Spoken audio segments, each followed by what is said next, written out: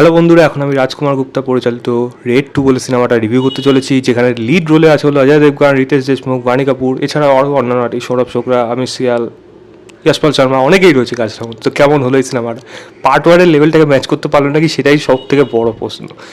ছোটো করে গল্পটা বলি, দাদা ভাই যে ক্যারেক্টারটা প্লে করছে এখানে রিতেশ, যে তার স্টেটে একদম বড় মাথা, ইভেন সিএমের থেকেও তার পাওয়ার অনেক বেশি, কারণ পুরো মানে সেই গভর্নমেন্টটাই তার উপর নির্ভর করছে।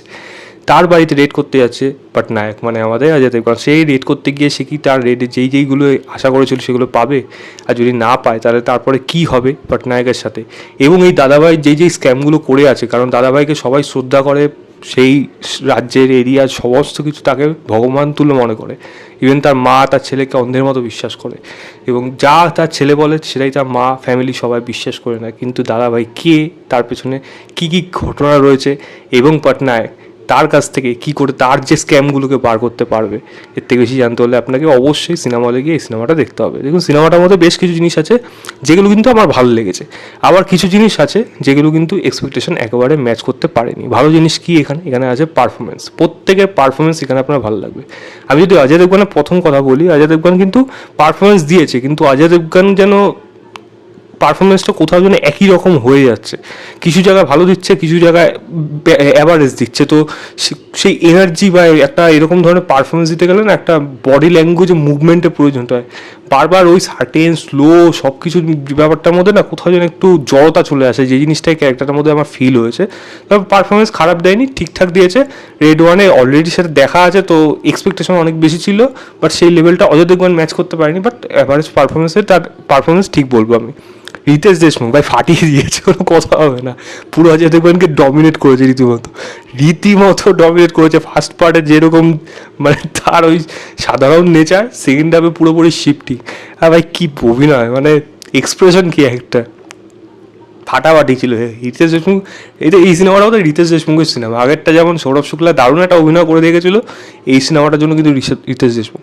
সৌরভ শুক্লার কথা বললাম, সৌরভ শুক্লা যে জায়গাগুলো রয়েছে আপনাকে কিন্তু মজা দেবে। মানে ওই খোঁচা মারা একটা ব্যাপার রয়েছে না, কাঠিবাজ বলে যে জিনিসগুলো, তো সেগুলো কিন্তু বেশ মজাদার ছিল, আমার ভালো লেগেছে। আমির সিয়াল ভাই, এই মানুষটা যখন দিয়ে সিনেমা হলে আসলো, স্ক্রিনে আসলো, লোকের মজা কিন্তু শুরু হলো। আমির সিয়াল ফাটিয়ে অভিনয় করেছে, মজা রীতিমতো। কমিক পোর্শনগুলো বেশ ভালো। আর যে দেখবেন টিমে একটা মহিলা আছে, যার সাথে দেখবেন আপনার ট্রেলার মধ্যে দেখিয়েছিল যে দেওয়াল ভেঙে ঢুকছে, এই মহিলাটা তাদের যে এই যে গ্রুপ যে ব্যাপারটা রয়েছে সেগুলো বেশ ভালো। মহিলাটার অভিনয় ভালো লাগবে। যশপাল শর্মা হোক, সাপোর্টিং ক্যারেক্টারে যারা যারা রয়েছে, আপনি এখানে সুপ্রিয়া পাঠককে দেখতে পাবেন, তার পারফরমেন্স হোক, প্রত্যেকের পারফরমেন্স কিন্তু এখানে বেশ ভালো হয়েছে। পারফরমেন্স নিয়ে কোনো খামতি নেই। ব্যাকগ্রাউন্ড মিউজিকও আমি অবশ্যই প্রশংসা করবো, এবং শাম দাম দণ্ডাভেদ এই গানটাকে ব্যাকগ্রাউন্ড মিউজিকে যেভাবে সাউন্ডের সাথে ইউজ করা হয়েছে, সেটা কিন্তু এই সিনেমাটা দেখার ইন্টারেস্টটা কিন্তু আরও বাড়িয়ে দিচ্ছে। তো সেটা কিন্তু দেখতে বেশ ভালো লাগে। বিজিএমের অবশ্যই প্রশংসা করা উচিত। তবে একটা জায়গা আছে, লাস্ট রেডের সময় একটা জায়গায় কিন্তু একটা কেজিএফ এর মতো কিন্তু টোন আমি শুনতে পেয়েছি, এরকম একটা আওয়াজ হয়েছিল। যাক, সেটা আলাদা ব্যাপার, বাট ব্যাকগ্রাউন্ড মিউজিক ডেফিনেটলি ভালো ছিল। ডায়লগ এই সিনেমার ফাটাফাটি ছিল, মানে একেবারে হলে সিটি মার হাততালি পড়ার মতো ডায়লগ এরকম কিন্তু এই সিনেমার মধ্যে হয়েছে, যেটা কিন্তু আপনার বেশ ব্যাপক লাগবে। এবং দেখুন, আরও প্রিমিয়ামনেস কাজটার মধ্যে এসছে, আগেরটার থেকেও বেশি খরচা করে বানানো হয়েছে, সেগুলো পরিষ্কার বোঝা যাচ্ছে। এবং মোটামুটি একটা উপর দিয়ে কিন্তু সিনেমাটা একটা এন্টারটেনমেন্ট ভ্যালু কিন্তু আপনার কাছে দিতে পারবে, সেটা কিন্তু তারা করতে সক্ষম হয়েছে। সেই জিনিসগুলো কিন্তু ভালো লাগবে আপনারা। কিন্তু সিনেমাটা কোনো জায়গায় মনে হবে না এই সিনেমাটা কিন্তু আমাকে বোর করছে, কোনো জায়গায় কিন্তু সেই জিনিসগুলো আসে না। খারাপ জিনিস কোন জায়গার থেকে আসে? খারাপ জিনিস হলো এর রাইটিংয়ে মেন প্রবলেমটা থেকে গেছে।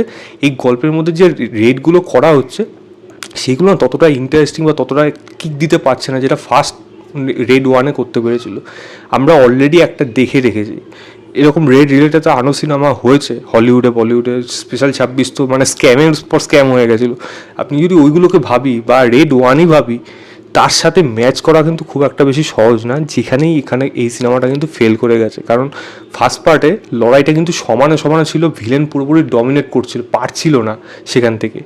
এই পার্টটার মধ্যে না ভিলেন অভিনয় দারুণ করছে, ডমিনেটও করছে, কিন্তু হিরো যেন তার কোথার থেকে যেন এক পা আগিয়ে দাঁড়িয়ে রয়েছে, যেন এই জিনিসটা মনে হচ্ছে তাকে বেশি পাওয়ারফুল হয়ে গেছে হিরো, ভিলেন কোথাও যেন দেবে যাচ্ছে। এই জিনিসটা আবার বারবার মনে হচ্ছিলো এই সিনেমাটা দেখতে গিয়ে, যার জন্য রেডগুলো দেখতে কিন্তু ততটা যে ইন্টারেস্ট আসার কথা ততটা কিন্তু আসছে না। ব্যাকগ্রাউন্ড মিউজিক অনেকটা উঠিয়ে দিচ্ছিলো, বাট আমি যদি সত্যিকার ভেবে দেখতে যাই তাহলে সিনেমার কোয়ালিটি অনুযায়ী ততটা কিন্তু জায়গায় এই রেটগুলো কিন্তু থাকতে পারে না, মানে অ্যাটলিস্ট আমার কাছে মনে হয়নি।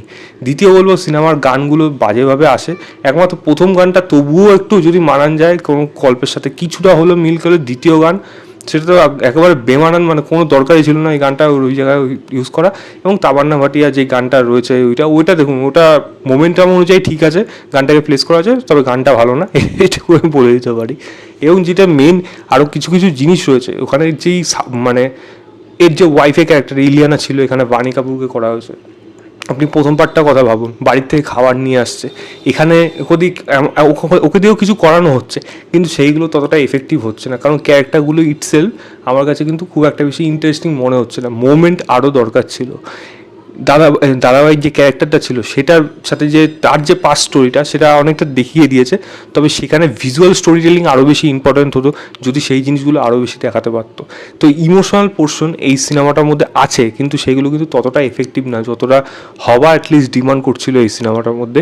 এবং ক্লাইম্যাক্স আমি যদি ফার্স্ট পার্টের সাথে তুলনা করি, ক্লাইম্যাক্স গানের ইউজ দেখুন, ওই পয়সা গানটাকে যে ইউজ করা হয়েছে সময় অনুযায়ী কিন্তু ঠিক হয়ে গেছে, কিন্তু আমি যদি ফার্স্ট পার্টের সাথে তুলনা করি, ওখানে যে দম বন্ধ হওয়া পরিস্থিতি, তার সে মরে যাবে না বাঁচবে, তাকে উদ্ধার করতে আসতে পারবে নাকি, এই সিনেমাটার মধ্যে সেই জিনিসগুলো নেই। মনে হয় মানে মানে একটার পর একটা চাল খেলে যাচ্ছে এবং সেইগুলোতে একটার পর একটা সাকসেস হয়ে যাচ্ছে এখানে প্রোটাগনিস্ট। তো সেই জিনিস যে টেনশন বিল্ড করাটা এই সিনেমাটার মধ্যে কিন্তু সেই জিনিসটা মিস হয়ে গেছে। আমার মনে হয় সেগুলো করতে পারলে অনেক বেশি বেটার হতে পারতো। তো এটাই জাস্ট বলার ছিল। ছোটোখাটো অন্যান্য দিক রয়েছে কাজটার মধ্যে উঠে আসে, বাট সেগুলো আলোচনা করলাম না। যদি আমাকে জিজ্ঞেস করেন আমি বলবো একটা ভালো সিনেমা, ডেফিনেটলি ভালো সিনেমা, তবে পার্ট ওয়ানের মতো একেবারেই না, এইটুকুই জাস্ট বলবো। আমি সিনেমাটাকে 3.25 দেবো আউট অফ 5 বলবো।